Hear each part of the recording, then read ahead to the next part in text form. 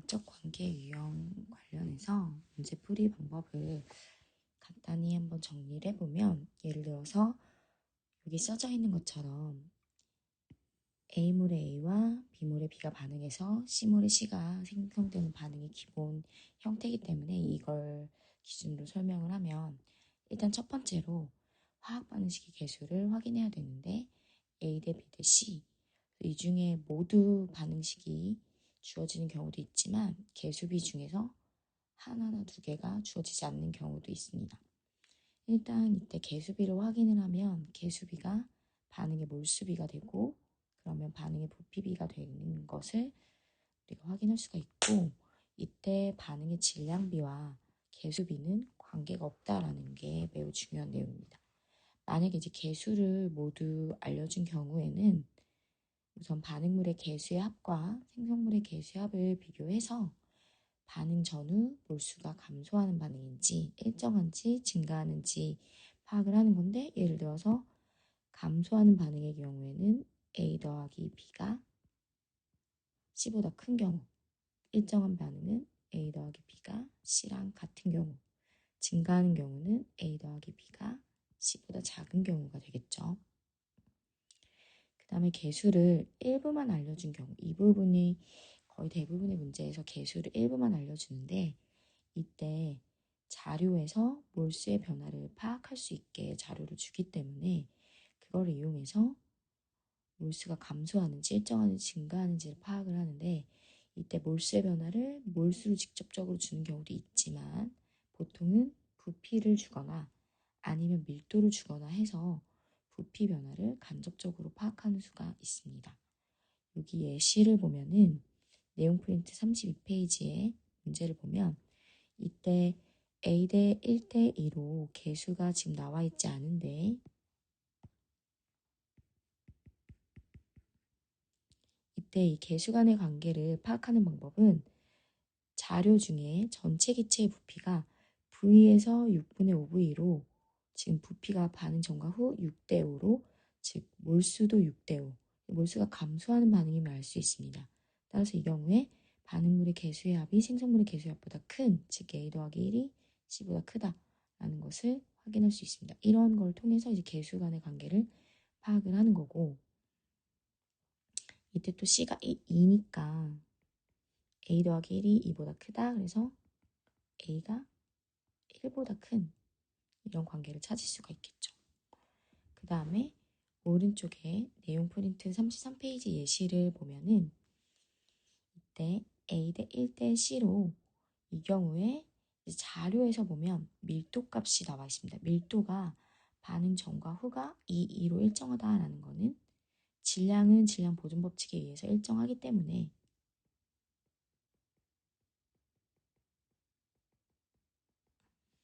밀도가 일정하다는 얘기는 부피가 일정, 즉 몰수가 변하지 않는 반응이라는 거예요. 그래서 개수 간의 관계가 반응물의 개수의 합이 생성물의 개수의 합과 같아서 A 더하기 1이 C와 같다라는 얘기를 볼 수 있습니다. 두 번째로 반응물의 양이 반응 전에 몰수나 부피로 주어지는 경우는 쉬운데, 보통 이렇게 질량으로 주어지기 때문에 우리가 이 질량으로 주어진 경우 몰수로 바꿔주는 과정이 필요한데, 문제마다 이 몰수로 바꿔주는 유형이 다르기 때문에 같이 보면, 일단 첫 번째로 A와 B의 분자량의 비를 아는 경우, 이때 같은 질량당 몰수비를 이용을 하는 건데, 우리 질량이 몰수 곱하기 분자량인 걸 이용을 하면, 예를 들어서 A, B가 지금 같은 질량일 때, 즉 질량이 1대 1일 때 만약에 분자량이 X 대 Y라고 하면, 그때 몰수의 비는 거꾸로 Y 대 X가 됩니다. 이렇게 X분의 1, Y분의 1 이렇게 해서 구한 거예요. 그래서 예시 두 가지를 한번 보면, 왼쪽 예시부터 보면 내용 프린트 32페이지에 있는 건데, 얘는 지금 분자량이 A와 B가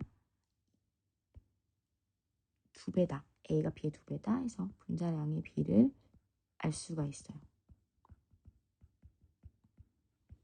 얘는 그러면 여기 써져 있는 것처럼 분자량이 2대 1이기 때문에 같은 질량은 보통 이렇게 질량이 W라고 하는 미지수, 질량의 웨이트에서 따온 Wg이라는 미지수를 사용하니까 그 가장 간단한 Wg으로 생각해 주는 게 가장 편하거든요. 그래서 Wg의 몰수를 가정을 하면 A와 B가 1대 2여서 AWg을 X몰이라고 하면 B는 Wg이 2X몰, 그래서 왼쪽에 실험 1과 2에서 각각에 들어있는 것을 AWg X몰, 그리고 그보다 4배 많을 때는 4X몰, B의 경우에는 아까 Wg을 2X몰이라고 한다 했으니까 이때 비례관계 이용해서 2Wg 있을 때는 4X몰로 바꿀 수가 있을 겁니다. 자, 이제 오른쪽 예시를 보면 오른쪽 예시는 문제 프린트 13페이지에 있는 건데, 자, 이런 경우 A와 B의 분자량의 비를 직접적으로 준 게 아니라 여기에서 A와 C의 분자량의 비만 줬습니다. 그런 경우에도 우리가 B의 분자량을 구할 수 있어요. 우리 내용 프린트에서 이렇게 화학 반응식이 주어졌을 때 분자량 사이에 각각의 2 곱하기 A의 분자량이 1 곱하기 B의 분자량, 그게 2 곱하기 C의 분자량과 같아야 된다. 이 관계가 성립한다 라고 했었죠. 그래서 분자량의 비 4대 5를 그냥 4, 5라고 생각해서 A와 C에 각각 대입하면 B의 분자량 값이 2가 나옵니다. 즉 A와 B의 분자량의 비를 구할 수가 있죠. A의 분자량이 각각 4대 2여서 2대 1이기 때문에 만약에 같은 질량 Wg의 몰수의 비를 생각을 하면 A와 B가 거꾸로 1대 2가 되게 됩니다. 그래서 AWg이 N몰, BWg이 2N몰이라고 하면 실험 1에서 A 2Wg이 2N몰, B 3Wg이 6N몰, A 실험 2에서 A 4Wg이 4N몰, B Wg이 2N몰이 된다라고 볼 수 있습니다. 그 다음에 분자량의 비를 알려주는 경우도 있지만 분자량의 비를 모르는 경우도 있습니다. 그런 경우에 최소 질량을 정해서 특정 질량에 대한 몰수를 그냥 각각 정하면 되는데, 예를 들어서 이 내용 프린트 33페이지에 있는 문제의 경우 A의 분자량이 2다 라고 해서 A에 대한 정보는 있지만 B나 C에 대한 정보가 없기 때문에 A와 B의 분자량이 몇 대 몇인지 알 수 없습니다. 이런 경우는 일단 그냥 임의로 각각 Wg씩을 설정을 해서 AWg을 A몰, BWg을 B몰이라고 가정을 해서 실험 1에서는 A가 Wg 있으니까 A몰이 있고 B는 4Wg 있으니까 4B몰이 있고, 실험 2에서는 똑같이 A는 A몰, B는 24B몰 이런 식으로 있다라고 가정을 한 상태에서 이제 문제 조건이 더 주어지면 그걸 또 해석을 해야겠죠. 일단 몰수를 정하는 것까지만 설명을 하면 이렇습니다. 는 생성물의 몰수나 질량을 이용할 수 있으면 그걸 이용해서 A와 B의 몰수를 찾는 건데, 일단 왼쪽의 예시를 보면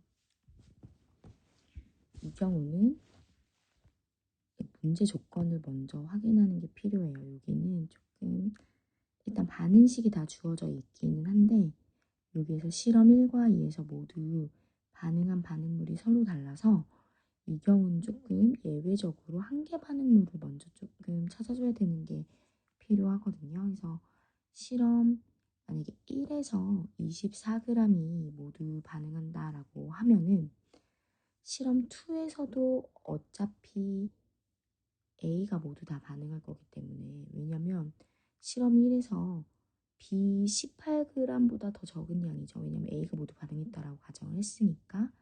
그런 양으로도 A 24g이 모두 반응했다면 더 많은 45g으로는 당연히 16g이 모두 반응할 거기 때문에 실험 1에서 만약에 24가 A가 모두 반응했다라고 하면 실험 2에서도 A가 모두 반응하게 되므로 문제 조건에 맞지 않습니다. 만약에 그래서 실험 1에서 여기 제가 동그라미 친 것처럼 B 18g이 모두 반응한다 라고 가정을 해야 맞고, 실험 2에서는 그러려면 A가 모두 반응한 거가 된다고 보면 됐습니다. 그러니까 실험 2에서도 만약에 B 45g이 모두 반응하면 B 45g을 반응시키는데 A가 16g보다 더 적게 필요한 거잖아요. 실험 1에서 B가 18g 있을 때 A가 더 많다? 당연히 이때도 B가 모두 반응을 하게 됩니다. 이래서 모순이 생기는 거죠. 그래서 질량이 실험 2에서는 A가 모두 반응, 실험 1에서는 B가 모두 반응하는 거를 문제 조건을 통해 찾을 수 있습니다. 사실은 이게 수업 시간에도 얘기했었지만 질량이 더 적은 거일수록 반응을 다 한다 했죠. 보통 이거를 벗어나지 않는다라고 보시면 됩니다. 자, 그러면 이 경우 이제 몰수를 어떻게 설정을 해야 되냐면 문제 조건에서 유일하게 주어진 게 지금 이 부분인데 C의 양과 전체 기체양이 7배예요. 7배. 그래서 그냥 가장 간단하게 C가 1몰이 생성됐다 하면 전체 7몰이라는 겁니다. 이때 그러면 A 더하기 2B가 C 더하기 4B면은 C가 지금 만약에 1몰이 생긴다 라고 하면 개수비에 의해서 D는 4몰, 그 다음에 B는 개수비에 의해서 2몰, A는 1몰 이렇게 반응할 건데 아까 B가 모두 반응한다 했으니까 B가 반응 후에 0몰인 거예요. 그러면 반응 후에 총 전체 몰수가 7몰이 이렇게 되려면 A가 2몰이어야 되고 거슬러 올라가면 A가 3몰, B가 2몰. 그래서 A와 B가 각각 24g이 3몰, 18g이 2몰. 즉 A는 8g이 1몰, B는 9g이 1몰. 여기 오타가 났네요. 1몰이라는 것을 알 수 있습니다. 그러면 실험 2에서는 A가 2몰, B가 5몰. 그래서 얘네들의 몰수를 다 파악할 수가 있죠. 그럼 X 구하는 거는 뭐 어렵지 않게 할 수 있을 겁니다. 그 다음에 오른쪽 예시를 보면 이때는 반응식을 지금 다 알고 있어요. 1대 2대 2라는 거. 자, 밑에 조건을 한번 보면 A가 Wg, B가 9Wg이 있는데 실험 1에서 전체 기체의 질량분의 C의 질량 한개 0.5라고 지금 나와 있어요. 반응 전과 후의 총 질량의 합이 같아야 된다는 질량 보존 법칙에 따라서 반응 전에 지금 A하고 B가 합쳐서 10Wg 있었으니까 반응 후에도 전체 기체는 10W일 거예요. 그러면 C가 5W다. 즉 A하고 B가 총 반응한 게 5W여서 C가 5Wg 생겼다라는 거죠. 그러면 이때 한계 반응물이 될 수 있는 게 B는 불가능하다라는 걸 볼 수가 있죠. 왜냐하면 9Wg이 모두 반응하는데 생성물이 5W밖에 생기지 않는다? 모순이 생기는 거죠. 그래서 A가 Wg이 모두 반응하는 거고 이때 B는 질량으로 4Wg이 지금 다 반응을 하는 거예요. 그러면 반응한 질량의 W 4Wg이고 이 부분을 이용해서 지금 몰수를 정할 수가 있어요. 몰수비는 1대 2고 질량비가 1대 4로 반응하는 거기 때문에 Wg 대 4Wg이 각각 몰수 1대 2여서 AWg을 X몰이라고 하면 B는 4Wg이 EX몰이 되는 거예요. 그래서 실험 1에서는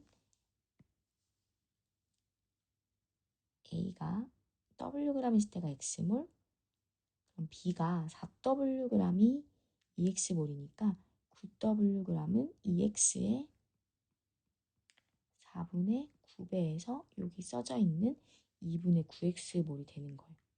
그러면 일단 이렇게 이제 몰수 관계 찾을 수가 있고 그러면 뭐 실험 2에서 6W일 때는 6X몰 이렇게 되겠죠.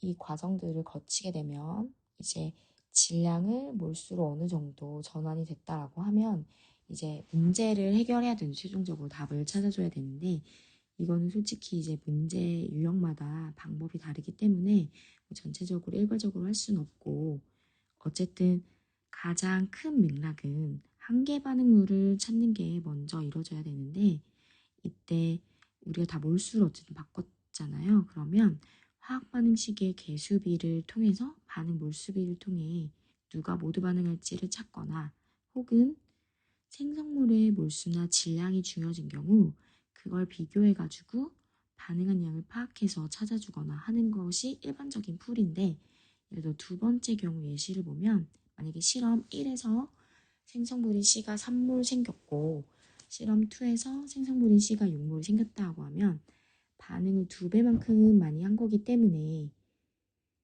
실험 2가 몰수로도 2배씩 다 반응을 했겠죠. A도 1에서의 보다 2배, B도 1에서보다 2배씩 반응했다라는 걸 볼 수 있습니다.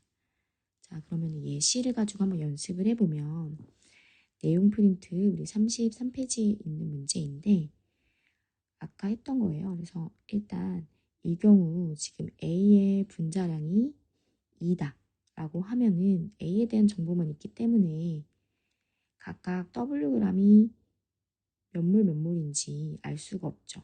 그래서 그냥 이 경우는 분자량을 모르는 경우라고 생각을 해서 A가 Wg이 A몰이다 라고 가정을 하고 BWg이 그냥 B몰이다 라고 가정을 하면 아까 한 것처럼 Wg이 A몰 4비몰, 그 다음에 실험 2에서는 A몰 24비몰 이렇게 있는 건데 이제 한계 반응물을 찾아준다고 하면 C의 질량이 여기 이제 나와 있는 것처럼